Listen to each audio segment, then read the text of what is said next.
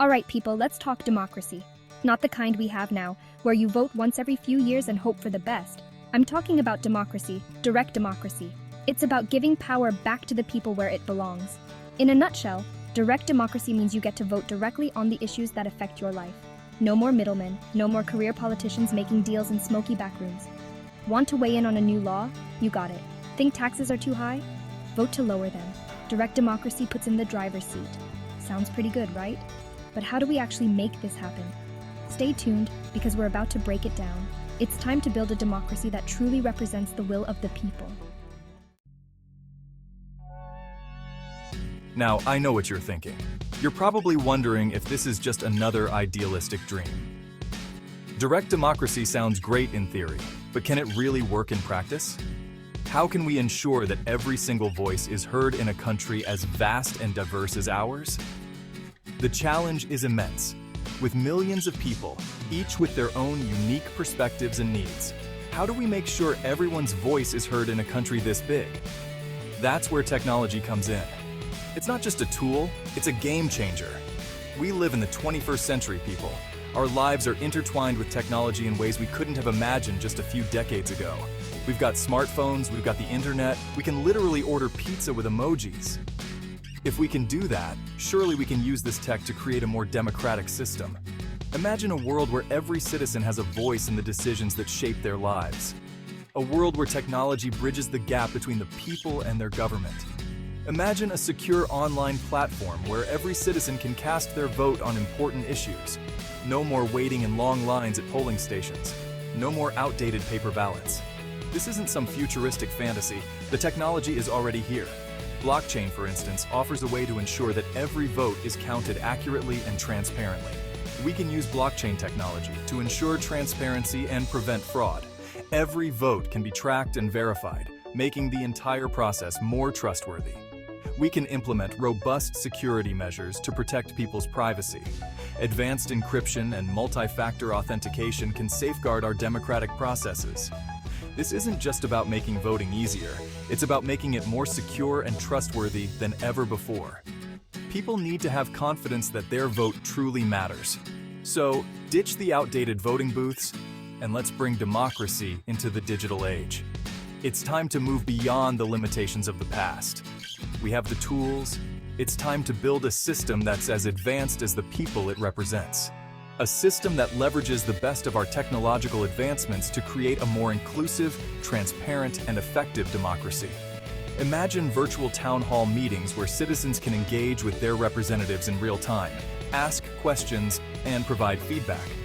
This level of engagement can lead to more informed decision-making and a government that truly reflects the will of the people.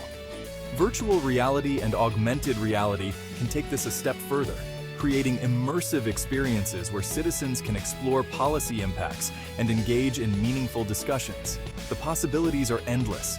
With the right investment in technology and infrastructure, we can create a democratic system that is not only more efficient, but also more responsive to the needs of its citizens.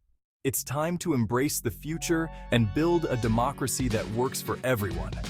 A democracy that is as dynamic and innovative as the people it serves. Together, we can make this vision a reality. The tech is here, the will is here, and the future of true democracy is within our grasp. Okay, so we've got the tech, but how do we actually get from where we are now to a system of direct democracy? I know. Revolutions, uprisings, storming the...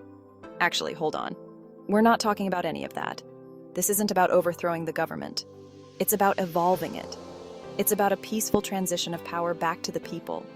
We can start small, with local communities experimenting with direct democracy on local issues. Think about it. Your neighborhood gets to vote directly on whether to build a new park or how to allocate local taxes. As people see the benefits firsthand, the movement will gain momentum. More communities will join in, demanding a greater say in their governance. It's like a snowball effect, people. We start small, we build trust, and eventually we change the entire system from the ground up. No violence, no chaos, just the will of the people, peacefully shaping their own destiny. Now, some of you might be thinking, Trevor, this all sounds nice, but is it really that urgent?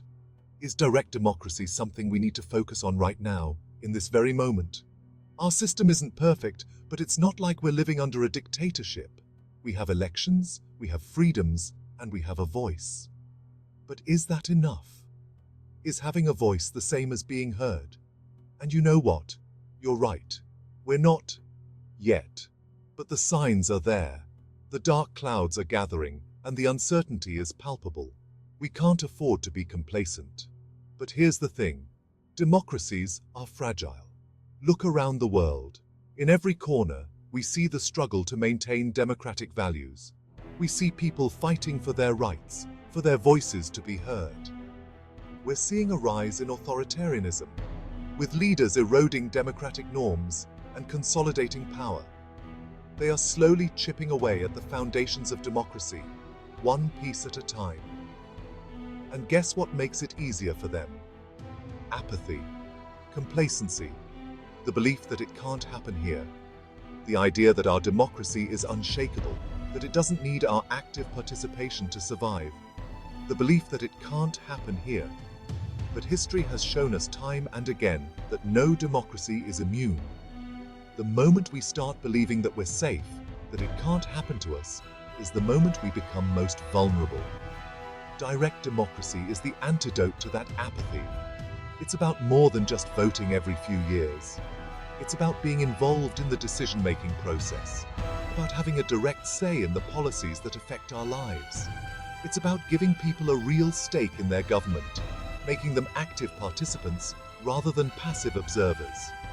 When people feel that their voice truly matters, they are more likely to engage, to care, to fight for their rights.